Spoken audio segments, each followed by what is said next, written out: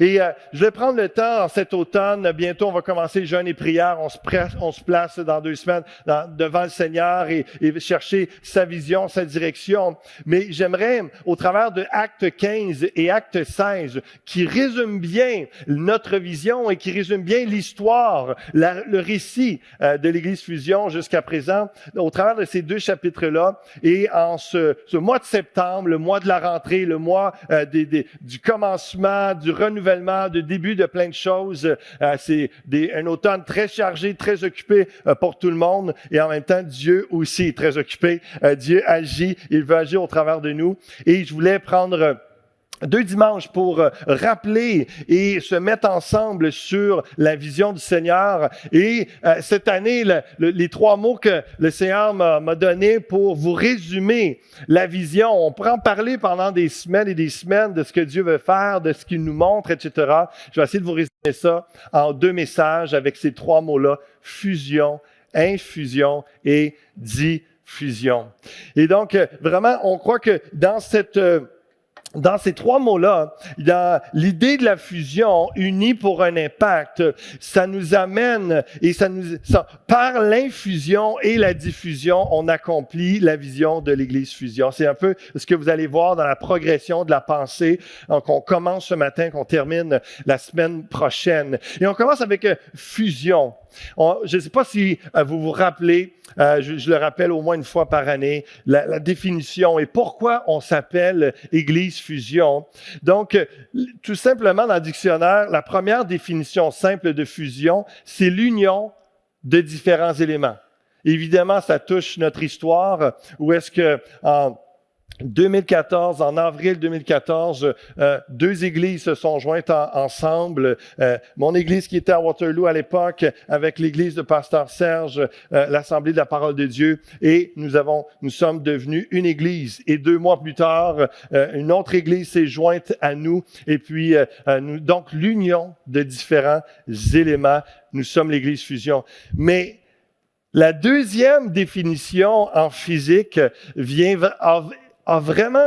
vraiment venu sceller le nom de l'Église Fusion et la compréhension de ce que Dieu voulait faire. Alors que je vais vous parler tantôt, l'idée et mon plan de ministère était complètement différent et finalement Dieu m'a arrêté pour en venir à développer cette vision de l'Église Fusion et à vivre ce pas de foi et tout ça, et cet appel. Et c'est l'union de plusieurs atomes qui libère une énergie considérable, et d'où le slogan « Unis pour un impact ». C'est-à-dire que Dieu a réellement montré que, un peu comme on connaît bien l'union fait la force, mais avec cette définition-là, ça me faisait comprendre pourquoi Dieu m'emmenait à quitter la région où j'étais pour revenir à partir de Granby avec l'union de Pasteur Serge et ceux que Dieu allait appeler et que vous connaissez maintenant, qui se sont ajoutés. Et chacun d'entre vous, évidemment, l'union de plusieurs atomes qui libèrent une énergie considérable. Ensemble, nous avons une plus grande force, un plus grand impact, non seulement pour la ville de Granby, mais pour la région, même d'où je viens et partout là où Dieu nous appelle. Et donc, c'est vraiment, wow, c'est l'essence de ce que Dieu me donne en vision, prophétiquement m'inspire.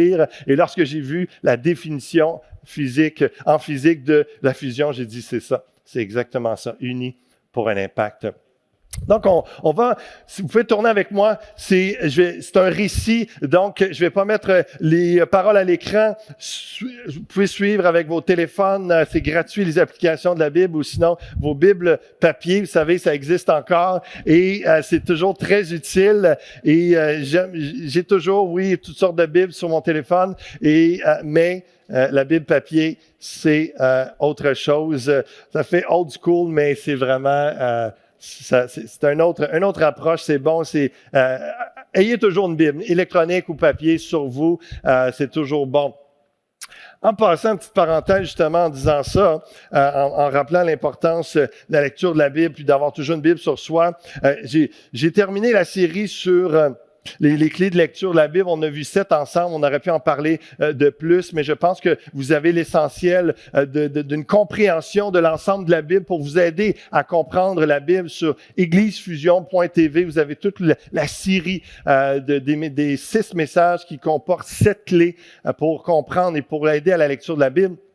Et j'ai très hâte à la fin septembre, le jeudi fin septembre, je vais faire un 3 semaines de cours avec vous, ceux qui veulent, jeudi à 19h, pour vous aider à développer des bons réflexes d'études bibliques.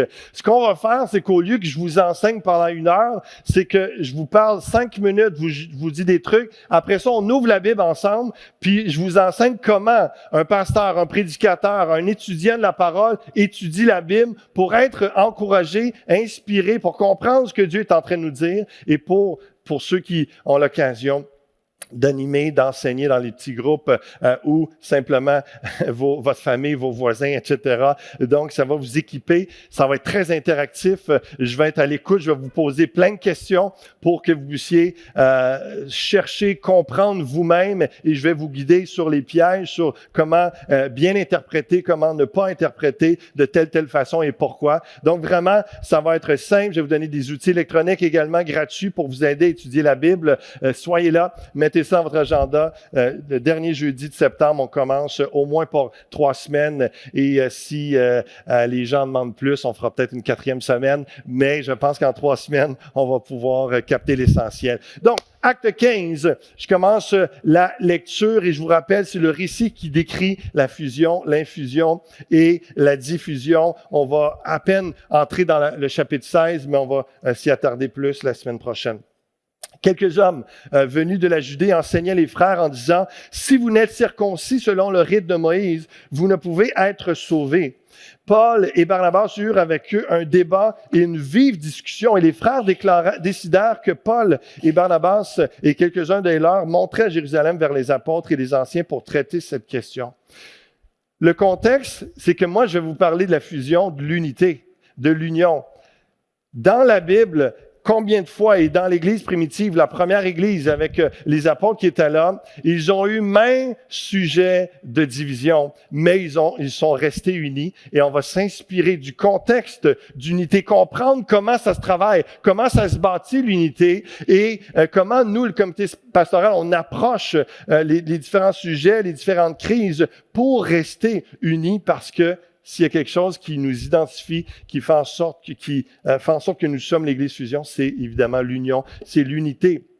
Et je vais juste vous donner un petit compte-rendu du livre de Daniel Margueras sur un commentaire qu'il fait sur ce passage-là des Actes des Apôtres. Il va dire dans l'intrigue du livre des Actes, le narrateur a attribué au concile apostolique de Jérusalem un rôle fort.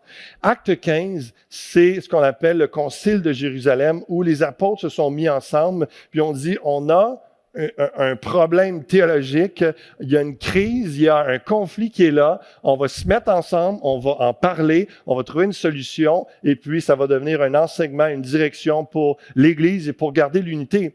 Et c'est vraiment le chapitre phare où est-ce qu'il y a une transition, comme je vais vous lire dans quelques instants, c'est le milieu du livre des Actes, mais aussi c'est vraiment le pivot, il y a comme un avant, un après ce chapitre-là et ça donne le ton pour l'Église du Seigneur également, pour l'unité. Il consacre la transition entre la période des apôtres, chapitres 1 à 12, et l'évangélisation des nations inaugurée par Paul et Barnabas dans Actes 13 et 14. Sa fonction de charnière narrative est évidente. Pierre y fait sa dernière apparition dans le récit et Paul devient à sa place l'agent majeur de l'évangélisation chrétienne. Les premiers chapitres jusqu'à ce moment-ci, Pierre, c'est l'apôtre qui a la grande place dans le récit des Actes et de la première Église. À partir de ce moment-là, c'est Paul qui prend le flambeau et on parle seulement de lui jusqu'à la fin. Et donc, il y a un pivot qui est là à ce niveau-là également.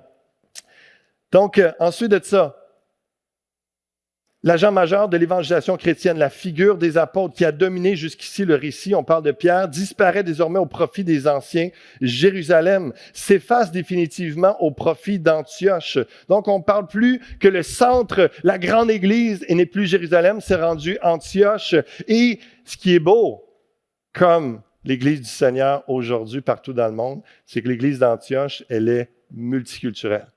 Elle est vraiment multiculturelle. Toutes les nations se sont jointes, sont représentées là et servent le Seigneur ensemble. nouveau pôle de diffusion. Donc, Antioche devient le nouveau pôle de diffusion de la parole. Sur ce triple registre, une mutation s'opère. Elle confère définitivement à l'Église son statut de communauté, rassemblant les croyants d'origine juive et d'origine païenne. L'avancée missionnaire réalisée dans la rencontre entre Pierre et Corneille, on a vu ça dans Acte 10, puis on va voir que ça revient. Et vous vous rappelez Acte 10, pour ceux qui ont lu le livre, il y a la vision. Pierre est en attente, et puis et là, il y a une vision sur le toit, et puis là, une nappe, et ça lui dit, il voit des animaux impurs, et dans la religion juive, c'est des animaux qu'il ne peut pas manger, et la voix de Dieu lui dit, tue et mange. Et là, Pierre est bouleversé, ben non, je ne peux pas manger, c'est impur, et ça c'est répété.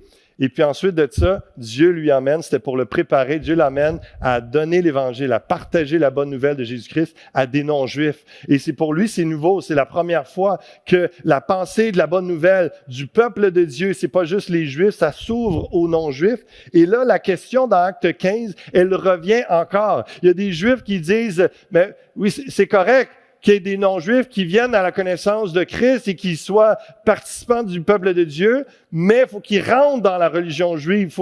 Et donc, eux voyaient qu'il y a le christianisme maintenant, OK, comme une nouvelle religion peut-être, mais le judaïsme englobe tout ça. Et il faut que les chrétiens respectent aussi les juifs. Et là, Paul et Pierre disent, ben non, la révélation, c'est que il y a un héritage juif, et tous les commandements, la loi de Moïse, les promesses, la fidélité, le concept de l'alliance, tout est là, mais le christianisme vient englober ça et surpasser, emmener la nouvelle alliance. Et donc, il y a ce débat, ce conflit-là, les Juifs qui tirent sur leur côté, disent non, s'ils sont vraiment enfants de Dieu, c'est parce qu'ils sont Juifs.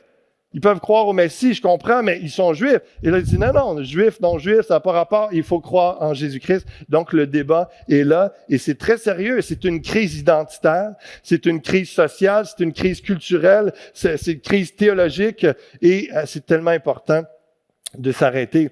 Et comprenez que dans nos vies, dans l'Église, il y a régulièrement des moments comme ça, dans un couple, dans une famille, dans un moment de nos vies de carrière où on est devant une impasse, devant une crise, devant une situation, et on a le choix de se diviser, de se répartir, d'être dans la confusion et simplement débarquer du plan de Dieu et de faire notre petite affaire sans la direction de Dieu, mais eux ont décidé de vraiment se mettre devant le Seigneur à l'écoute et de conserver l'unité et de conserver la mission du Seigneur ensemble en comprenant ce qui est là. Donc, il y a une façon de faire face à ces crises-là et d'avancer. Il termine en disant, une fois encore, les croyants sont conduits à acquiescer à la surprenante initiative du Dieu qui précède les siens. Et combien de fois on peut dire, nous, on a des plans, on a une façon de penser, on a une façon de voir, puis Dieu vient nous bouleverser. Dire, non, c'est pas comme ça que moi je pense. C'est pas comme ça que je veux que tu vives. C'est pas comme ça que... Et la parole nous enseigne. Le Saint-Esprit vient renouveler nos pensées, vient nous remettre en question dans la bonne façon pour nous ramener dans la vérité, dans la saine doctrine et dans l'unité, dans un corps, dans une église, dans une famille, un couple qui est uni, qui marche ensemble. Dieu veut parler ce matin et Dieu veut parler régulièrement à l'église pour nous ramener ensemble à marcher, ensemble à aller de l'avant. Et c'est un peu ça qu'on voit dans Acte 15. Ça aurait pu mal virer, mais grâce à Dieu, et grâce à des hommes et des femmes qui se mettent devant le Seigneur, dire, on va écouter, on va prendre le temps d'échanger, de partager ensemble. On va voir le conseil de Dieu dans tout ça.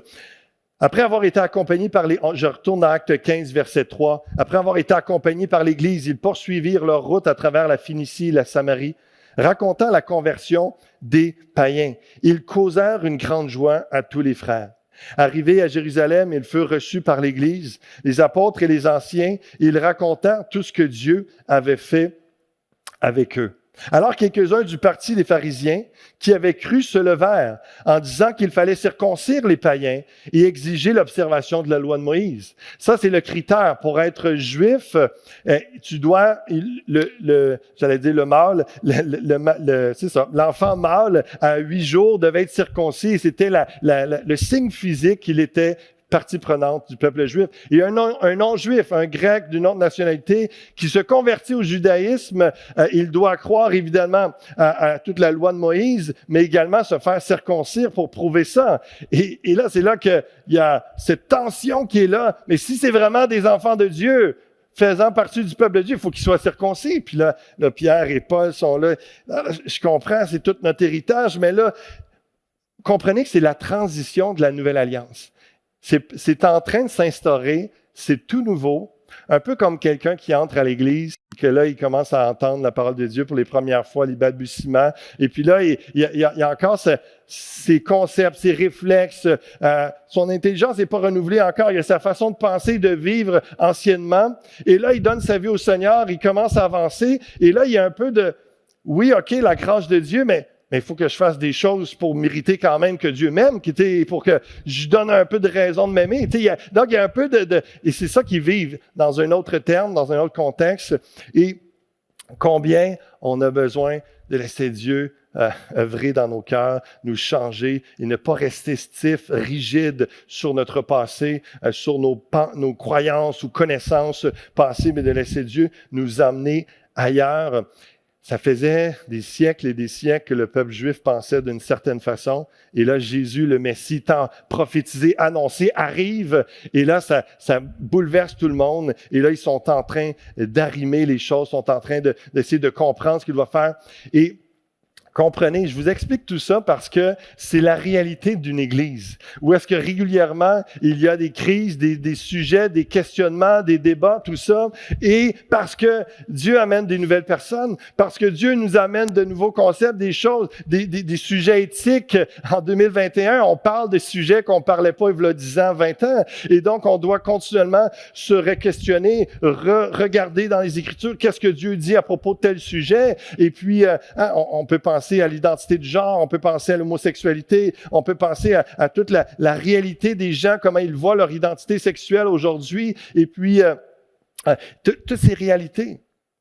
Où est-ce que on regarde la Bible, qu'est-ce que la Bible dit? Il y a une société qui s'en va vers une direction, il y a certaines croyances, des opinions, tout ça, mais qu'est-ce que Dieu veut pour nous? Comment on peut avoir un consensus à l'Église Fusion et aller de l'avant? Donc, c'est toutes des réalités qui prennent place régulièrement, et ça n'a pas échappé à la première Église que le Saint-Esprit s'est déversé, que Dieu a formé. Ces réalités-là de changement, de débat, de questionnement et même parfois de crise font partie de la vie de l'Église, de ses fondements.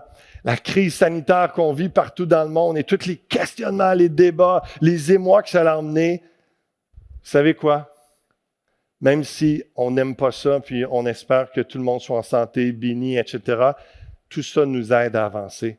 Lorsqu'on se place devant le Seigneur et qu'on réfléchit avec lui et qu'on fait comme les apôtres ont fait et qu'on décide quel est notre point commun, quel est le tronc commun de nos croyances, comment on va réagir à tout ça, comment on va avancer et on sort plus fort de cela, grandit, plus mature et dans l'unité. C'est ce qui est arrivé avec l'Église ici.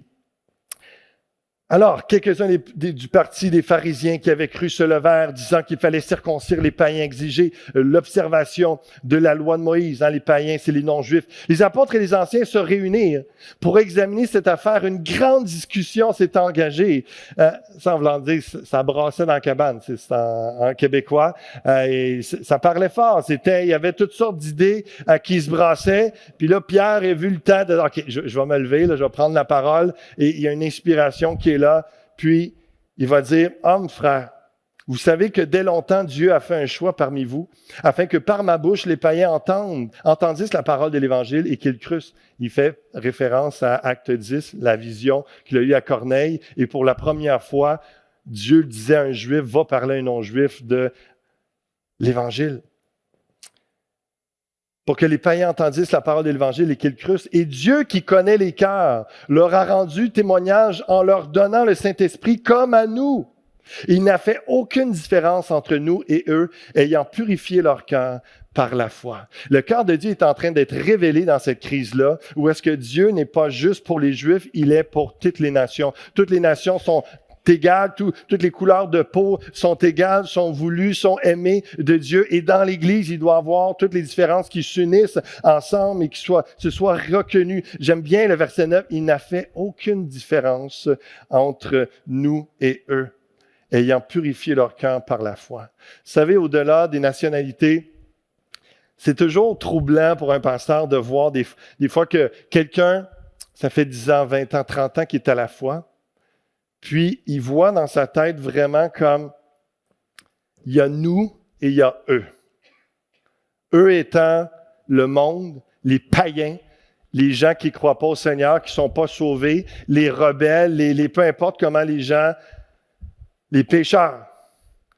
Et évidemment, lorsqu'on vient à Christ, on est sanctifié, on est séparé, on fait partie du peuple de Dieu. Il y a cette réalité-là.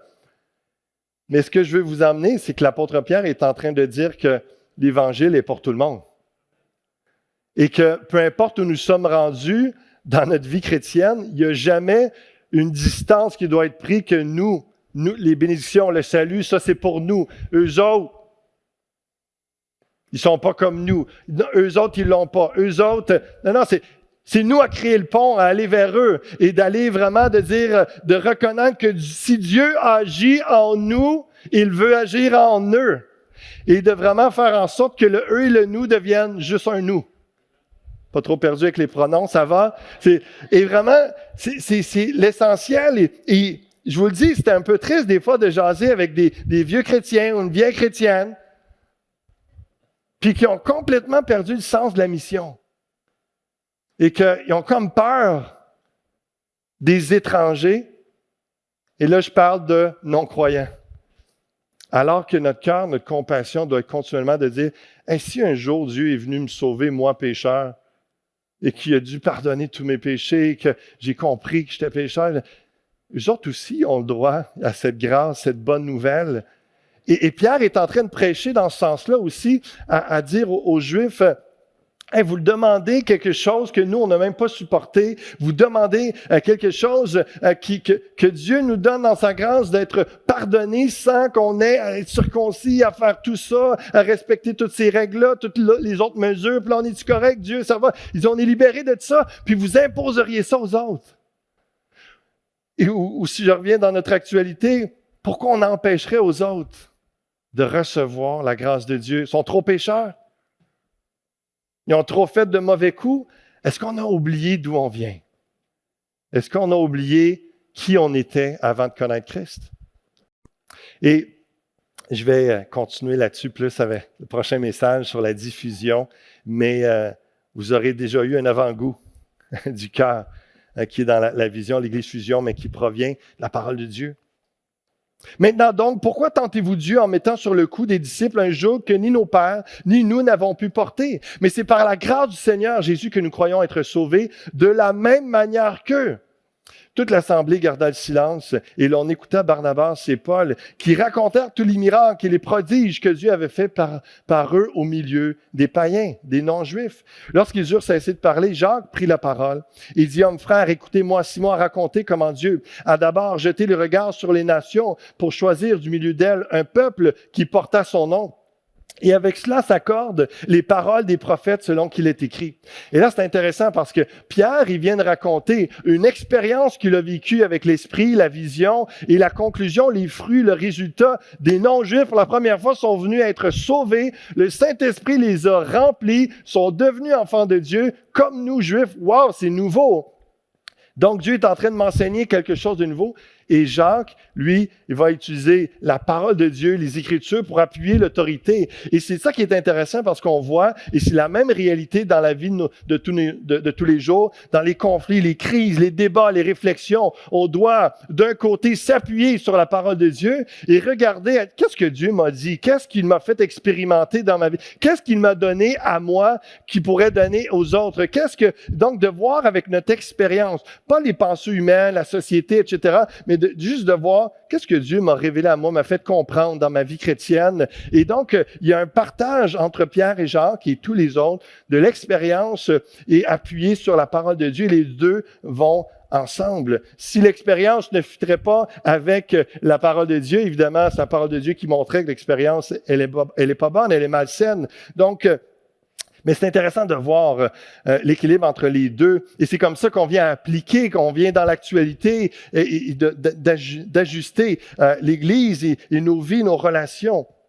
La parole de Dieu comme fondement et ce que Dieu nous montre dans nos expériences avec lui, nos temps de prière et le ministère. C'est pourquoi je suis d'avis. Après, il va dire, verset 16, après cela, il cite le prophète Amos, « Je reviendrai, je relèverai de sa chute la tente de David, j'en réparerai les ruines, je la redresserai, afin que le reste des hommes cherche le Seigneur, ainsi que toutes les nations sur lesquelles mon nom est invoqué, dit le Seigneur qui fait ces choses et à qui elles sont connues de toute éternité. » Jean qui dit, Dieu, dans le fond, par le prophète Amos, l'avait déjà dit. Et là, on est en train de vivre ça. On est à la croisée des chemins. On est en train de vivre la prophétie d'Amos. Et là, c'est pour ça qu'il va dire, il va appliquer cette prophétie. C'est pourquoi je suis d'avis qu'on ne crée pas de difficulté à ceux des païens qui se convertissent à Dieu, mais qu'on leur écrive de s'abstenir des souillures des idoles, de l'impudicité, qui veut dire la sexualité en dehors du mariage, des animaux étouffés et du sang. Car depuis bien des générations, Moïse a dans chaque ville des gens qui le prêchent, puisqu'on le lit tous les jours de sabbat dans les synagogues. Le point ici, c'est qu'il voit l'appui sur la parole de Dieu, qu'est-ce que la Bible enseigne. Ils voient leur expérience de ce que Dieu leur a montré dans les dernières années. Parce qu'en passant cette vision-là, au chapitre 10, ça fait entre 5 et 10 ans, les historiens nous disent. Donc, quand vous lisez les Actes et que vous passez d'un chapitre à l'autre, pour vous, ça semble être le lendemain, mais ça peut être des mois et des années dans la réalité de l'histoire de l'Église. Donc, il faut prendre ça en considération quand on lit le livre des Actes et l'ensemble de la parole de Dieu. Et donc, Dieu a exprimé des choses et en même temps, là, il y a une application. Et là, on dit, OK, ils sont en transition. Si on se met à être vraiment rigide, puis à dire, OK, on annule tous les principes généraux du judaïsme, il y a des choses qui continuent et qui sont encore bons, comme le fait de marcher dans la sainteté et de ne pas coucher à droite, à gauche, la valeur du mariage. On continue ça, on valorise ça. Et donc, pour permettre dans la transition qu'il n'y ait pas de scandale lorsqu'ils vont prêcher l'Évangile pour la première fois dans des synagogues où il y a juste des Juifs. Et donc, il dit, OK, on va appliquer ça. On va leur laisser le temps de s'habituer à l'Évangile et les laisser progresser. Et c'est comme ça qu'on approche aussi lorsque quelqu'un vient à l'Évangile pour la première fois. On lui dit pas tout du jour au lendemain, il faut qu'il soit comme un chrétien, comme celui qui a 20 ans et que t'arrêtes ici, tu fais ça, tu fais plus ça, etc. Non, non. Il y a une progression de sainteté, il y a une progression de compréhension. On va chercher une espèce de compromis où est-ce qu'on accompagne la personne. Et dans l'Église, c'est la même chose, où est-ce qu'on progresse ensemble. Et c'est exactement ça, où est-ce que Jacques arrive et dit, on va faire un compromis. Il y a des choses que les Juifs, c'est bon, on va garder ça, ça va éviter un scandale, puis ils vont écouter notre message. Et puis un jour, ils vont comprendre que toutes ces lois-là de Moïse, dans le fond, Jésus les accomplit et on n'a plus besoin et ça va se libérer tranquillement. Il y a une sagesse qui est là, particulière. C'est vraiment intéressant de s'arrêter à ça. Au verset 22, ça dit, « Alors, il parut bon aux apôtres et aux anciens et à toute l'Église de choisir parmi eux et d'envoyer Antioche avec Paul et Barnabas, Jude, appelé Barsabas et Silas, hommes considérés entre les frères. » Dans la vision de l'Église Fusion, comme on le fait depuis les tout débuts, c'est qu'on prend des votes en assemblée. Il y a le comité pastoral qui réfléchit ensemble. Il y a le comité pastoral qui réfléchit avec le conseil d'administration et qui réfléchit avec les leaders des différents responsables. Il y a des moments, 1 fois, 2 fois, 3 fois par année, où on se réunit toute l'assemblée et puis on vote ensemble, qu'on va le faire le 3 octobre pour les candidats. Tout ça, ça vient de la Bible. Acte 6, c'est la même chose qui a pris place. Acte 15, on voit ici la collaboration. C'est pas le despotisme, dictature, le pasteur qui décide tout, qui dit tout, etc. Puis que non, je me rappelle dans les premières années, il y avait une dame qui était, pour elle, là, le pasteur c'était comme le pape, mais fois 10, c'était comme Dieu en fait. Et pour toute décision de sa vie et pour l'Église, elle n'acceptait pas qu'il y ait concertation. Qu'est-ce que le Saint-Esprit t'a révélé? Qu'est-ce qu'il t'a dit? Qu'est-ce qu'il t'a montré? Sur chaque chose, détail, des fois insignifiant. Et puis, je lui ai enseigné, j'ai dit, la parole de Dieu nous enseigne à être dirigé par l'Esprit. On va le voir dans la dimension infusion. mais en même temps, il veut travailler avec nous, il nous donne des intelligences, il nous donne des réflexions, des pensées, une sagesse qui vient de lui, il nous donne des dons pour qu'ensemble, on discerne son plan, ensemble, on comprenne sa volonté. C'est comme ça que les premiers apôtres, la première Église a fonctionné. Et c'est comme ça que l'Église Fusion fonctionne. Dans les décisions importantes, on va chercher le plus grand nombre des conseillers et puis on va ensemble en assemblée, mais sous la direction du Saint-Esprit, sous la recherche de la face de Dieu continuellement. Vous savez que nous sommes des gens de prière. Et donc, je trouve ça intéressant. Il parut bon aux apôtres et aux anciens et à toute l'Église de choisir parmi eux et d'envoyer Antioche avec Paul.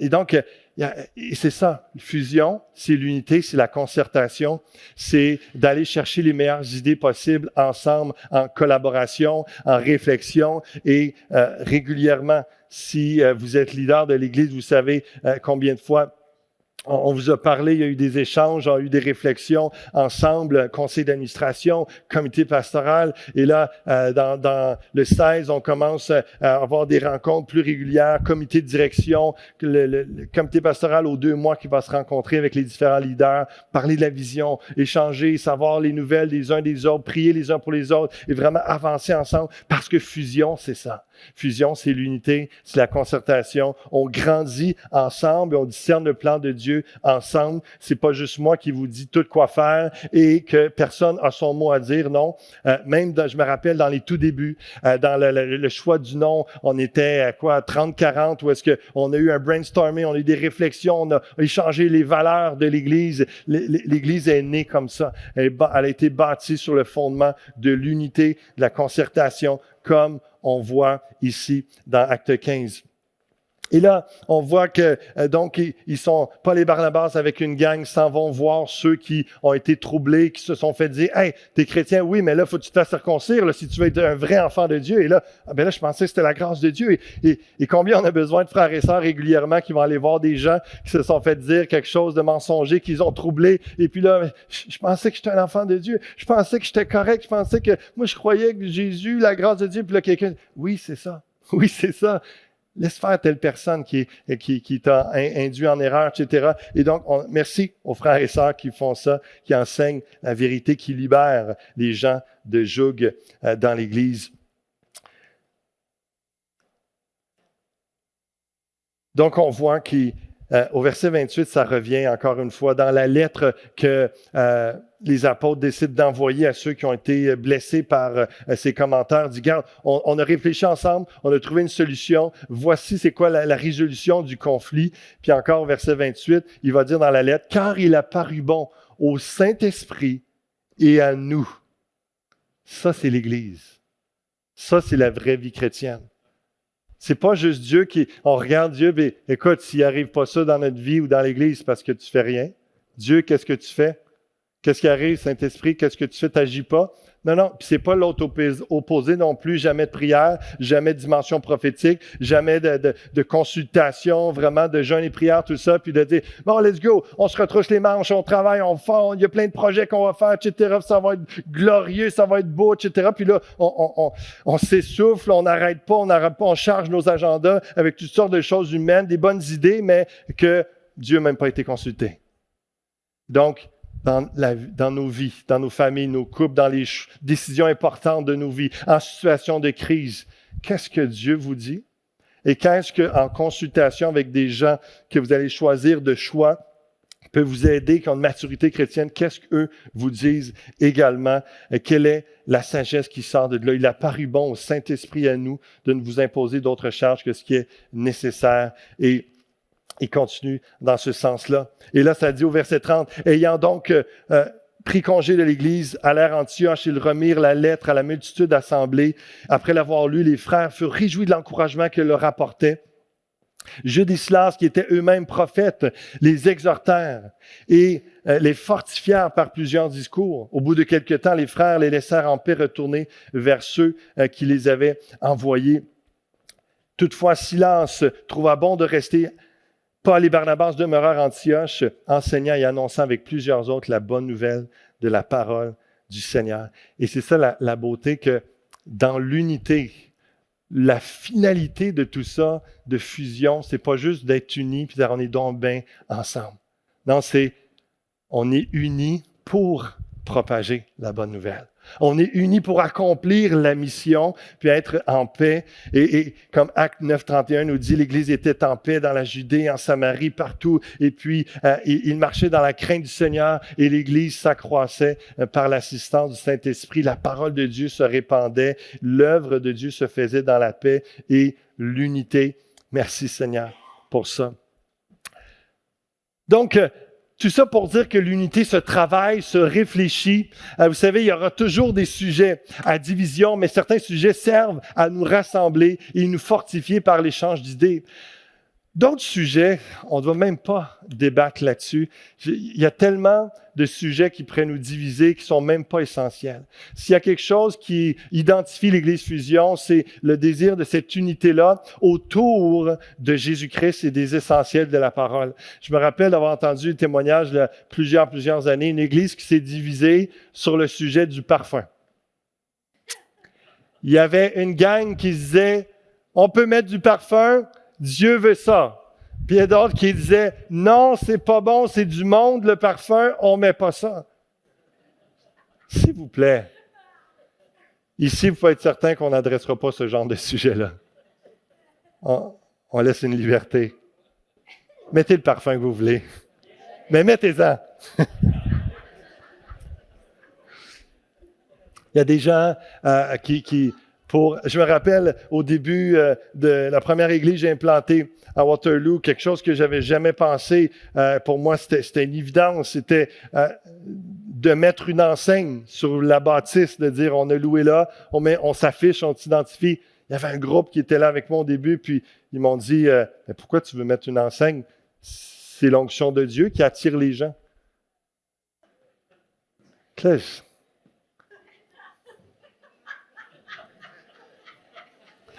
Sur cette pensée-là, je me disais, mais pourquoi qu'on parle de Jésus? Tout va se faire tout seul. C'est lui qui attire. Puis pourquoi qu'on va vers les gens? Pourquoi que... Et là, le principe était beau. Ce qu'il est en train de me dire, c'est qu'il croyait réellement à l'action de Dieu. Puis moi aussi, j'y crois. Et on a un minimum de part à faire, de s'identifier, de se présenter aux gens, de se révéler. C'est juste pour dire qu'on pourrait continuer longtemps, rire et pleurer sur des sujets de conflits, de divisions dans les églises chrétiennes au cours des derniers siècles et partout dans le monde, pas juste au Québec, évidemment. Mais c'est un choix de notre Église. On ne va pas se diviser sur le style de musique ou sur les lumières. Il y en a qui aiment ça, il y en a qui n'aiment pas ça. On essaie de faire le plus respectueux possible les choses, mais ce sont des choses artistiques, culturelles. Il y a des choses que il n'y a rien dans la parole qui peut faire dire sur des détails comme ça que hey, ça c'est important. Il faut vraiment avoir un débat sérieux. Rassemble toute l'Église. On va avoir une semaine d'échanges, de débats, de conférences. On va faire venir des spécialistes de l'autre monde, savoir. Et il y en a qui font ça. Il y en a qui font ça. Nous, on choisit de se garder à l'essentiel de la mission du Seigneur Jésus-Christ. Et donc, Marguerite va dire, la question n'est pas de savoir comment on évite les crises, mais comment on les traite. Pensez pas que dans le christianisme et dans l'Église Fusion ou dans votre vie, parce que vous êtes chrétien, il n'y aura plus de conflits, il n'y aura plus de problèmes. Non, il va en avoir encore parce qu'on est sur terre. Lorsque Christ reviendra, nouveaux cieux, nouvelle terre, où effectivement, il y aura une absence de conflits et de tristesse et de douleur, etc. Mais en ce moment, il y a des conflits. Le Seigneur ne nous a pas dit que ça n'arriverait pas dans l'Église ici-bas. Mais ça nous fait progresser, c'est de voir comment on traite ça, comment on va grandir. Et on voit rapidement dans les 7 étapes de la gestion de conflit dans Acte 15, dans ce concile de Jérusalem, de ne pas taire le désaccord, d'en parler, de prendre en compte la blessure des lésés, de voir. Vous savez, en même temps, ayez une pensée, oui, pour l'Église, pour les ministères dans lesquels vous vous impliquez quand il peut y avoir un débat, une chicane, un conflit. Pensez à votre couple aussi. Pensez à des relations autour de vous. Prendre en compte la blessure des lésés, ça aide beaucoup à faire le chemin vers la réconciliation, vers la résolution de conflits. Choisir les bonnes personnes et les bonnes ressources pour régler le conflit. Ils n'ont pas parlé avec n'importe qui. Les apôtres étaient là, les anciens de l'Église, avec ensuite l'Assemblée. Discerner la solution dans la Bible et notre expérience. Dieu connaît les cas, prendre conscience qu'il agit de part et d'autre. Il n'y a pas juste le nous. Dieu veut agir dans eux aussi. Donc, dans l'autre, rechercher le compromis qui permet le vivre ensemble. Communiquer la résolution avec toutes les personnes concernées. Et donc, de dire finalement la résolution, c'est quoi? Parler clairement en ce sens-là. Et ceux qui veulent la PowerPoint, les notes, je vous donnerai. Je vais terminer rapidement ce matin. On continuera la semaine prochaine. Gestion de conflit. Je viens de finir un livre dans un nouveau cours de maîtrise que j'ai commencé sur les couples, les familles, les relations interculturelles dans l'Église. Et puis, il parle à un moment donné comment gérer les conflits. Puis ça m'a rappelé, quand je faisais de la préparation au mariage, il y avait une session qu'on enseignait sur comment gérer les conflits dans le couple. Et il y a 3 choses rapidement que je peux vous dire. Et parce qu'on parle de fusion, d'unité, et on veut aussi fusion, c'est l'unité dans l'Église. Mais s'il y a de l'unité dans l'Église, c'est aussi parce qu'il y a de l'unité dans les couples, il y a de l'unité dans les familles. C'est quelque chose qui est cher à nos cœurs. Le compromis est une façon de gérer les conflits où est-ce qu'on donne et on prend de façon équitable et vraiment, j'y reviendrai si nécessaire la semaine prochaine. La concession, un est d'accord de renoncer pour l'autre. Donc, ça peut être une façon. Il ne faut pas que ça soit toujours la solution, parce que sinon, il y a toujours un qui va s'écraser. Mais parfois, dans une situation, c'est correct. Je suis d'accord que pour l'instant, c'est vas-y avec ton projet, on va faire comme tu dis. Des fois, ça règle un conflit. Ou l'alternative, les deux renoncent à leurs idées de base dans un projet pour une alternative ensemble. On crée quelque chose de nouveau. On oublie complètement. J'avais toute une illustration avec ça, mais je reviendrai peut-être la semaine prochaine. On a vu ça. Fusion, c'est quoi? Et puis on va prier ensemble à quelques instants dans ce sens-là. Peut-être, Diane, si tu peux revenir au piano, s'il vous plaît, pour la conclusion. Fusion, c'est l'unité dans la diversité. C'est l'unité dans l'humilité, dans l'ouverture et la reconnaissance des forces de l'autre. Et quand je dis fusion, c'est ce qu'on est et c'est ce qu'on continue de poursuivre à atteindre d'être aussi. On n'est pas rendu. On n'est pas une église achevée, etc. Et non, lorsque Christ reviendra, il fera le reste du travail, mais nous sommes dans la poursuite de cette unité dans la diversité. Dans l'humilité, lorsque je regarde à ce que Pasteur Serge a fait, de céder à sa place de pasteur principal qu'il faisait depuis 30 ans pour me laisser la place parce qu'il voyait l'appel sur ma vie dans la fusion. Ça, c'est l'humilité. Et dès le départ, l'unité dans l'humilité.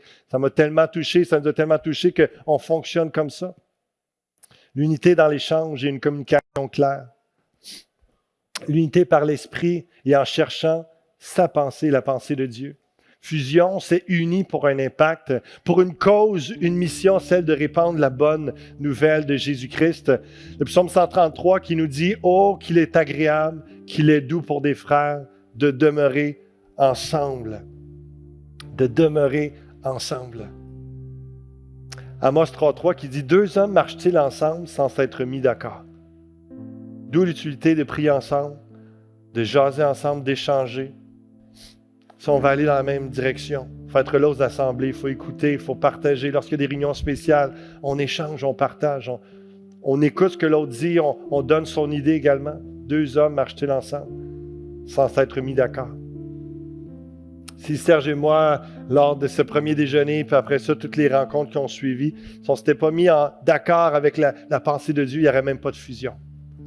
Et c'est la pensée du Seigneur. Et le verset 7 est intéressant parce que c'est Dieu qui est en train de parler à Amos, puis il va dire ainsi, le Seigneur l'Éternel n'accomplit rien sans avoir d'abord révélé ses plans à ses serviteurs, les prophètes. Et c'est ça qui va introduire le deuxième volet de la vision fusion, infusion, la dimension de tremper dans l'esprit, d'être à l'écoute de Dieu. Parce que Dieu, dans ce qu'il veut faire pour nos vies et pour l'Église fusion, il ne le fait pas sans nous en parler.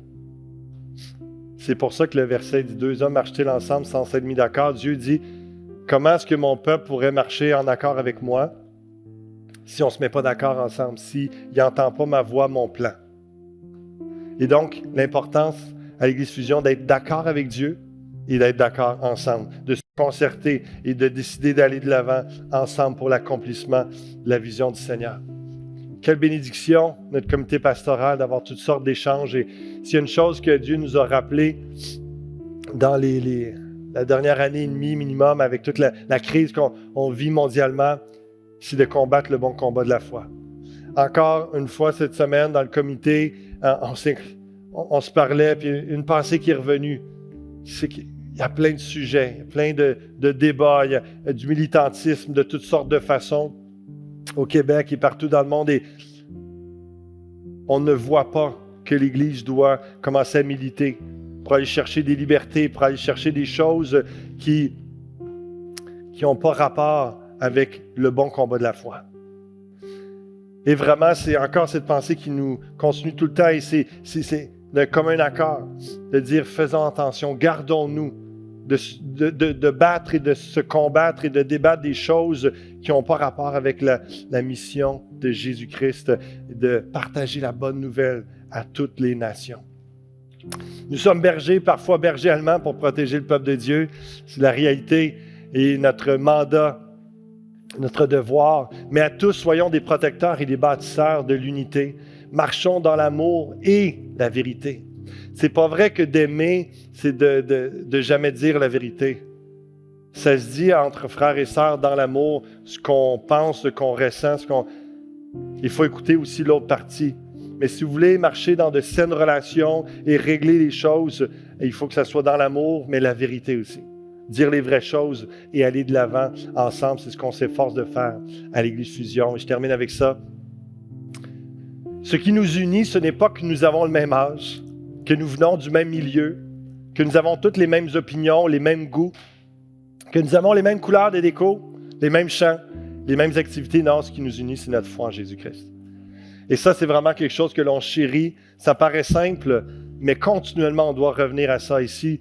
Vous vous rappelez, si vous avez lu l'Épître aux Colossiens dans la série que j'avais faite il y a quelques années, c'est incroyable comment est-ce que Paul, dans tout le génie que Dieu lui a donné, il disait à tout le monde, énerve-toi pas trop avec tes supposées révélations d'anges et puis de tout ce que tu reçois, puis les philosophies grandioses, orientales, etc., etc. Tout est en Jésus-Christ. Tout est en Jésus-Christ. Tout passe par lui, en lui, pour lui. Et c'est ce qu'on s'efforce de faire sans être trop simpliste, simplet. On veut réfléchir, on étudie en théologie, vous le savez, tout ça. Mais on veut ramener le message et notre action à la simplicité qui tourne toujours autour de Jésus-Christ. Et on verra Infusion la semaine prochaine. J'invite à vous lever alors qu'on va juste se présenter nos cœurs, quelques secondes encore devant le Seigneur.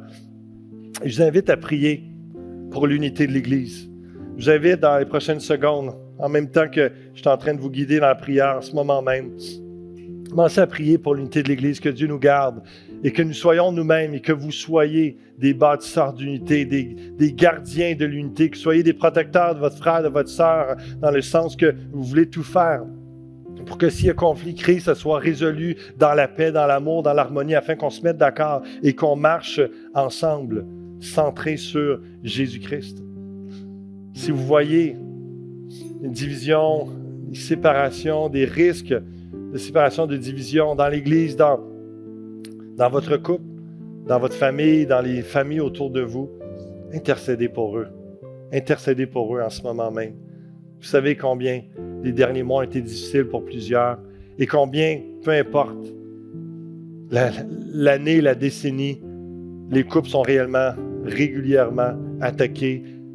On sait que l'ennemi veut diviser, veut déchirer les familles, veut créer toutes sortes de blessures, d'éloignement. Mais notre mandat, c'est de marcher ensemble dans l'unité, d'un même accord, dans l'harmonie des couples, des familles, par la grâce de Dieu et dans toute l'Église. Prions en ce sens-là, cette unité, par la grâce de Dieu, cette ouverture à l'autre, cette écoute de Dieu et des uns et des autres. Seigneur, aide-nous continuellement à discerner ton plan, à discerner les temps dans lesquels nous sommes.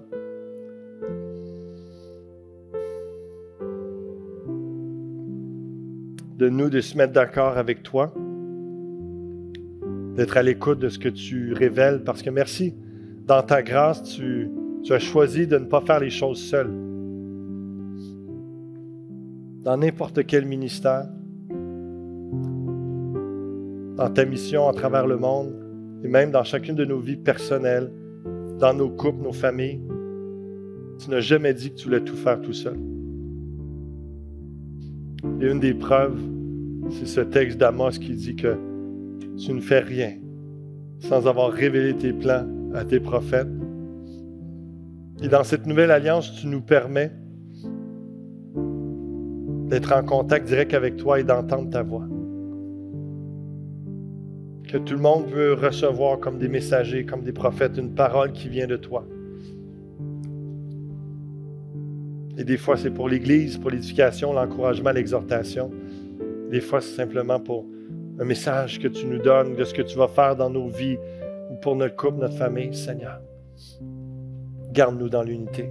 Garde-nous en accord avec toi. Garde-nous, Seigneur Dieu, d'entendre ce que tu nous dis, d'entendre aussi ce que tu dis au travers des uns et des autres. C'est un défi continuel d'être à l'écoute, d'être ouvert sur les uns les autres et de savoir discerner ta voix, ton plan. Seigneur, je sais que c'est ce que tu veux faire avec nous. Et dans ce qu'il y a il y a le eux et il y a le nous. Seigneur Dieu, on prie pour ceux qui ne te connaissent pas, qu'ils puissent entrer dans le nous, qu'ils puissent entrer dans la famille de Dieu, dans ton royaume, cette famille universelle, mondiale, de tous ceux qui croient en toi, Jésus-Christ. La grâce est pour chacun d'eux et n'est pas pour nous seulement. Merci que tu vas ajouter dans cette unité de nouvelles familles, de nouvelles personnes. Seigneur, protège cette unité, protège l'Église Fusion et donne-nous de s'aimer et de se parler dans la vérité et la grâce, d'aller de l'avant ensemble, de maturer ensemble, de progresser dans la sainteté ensemble, de baptiser de nouvelles âmes ensemble, d'évangéliser ensemble, de voir, de prier ensemble. Parce que il est doux, il est bon pour des frères et des sœurs de demeurer ensemble. Et c'est là que tu fais descendre ta bénédiction.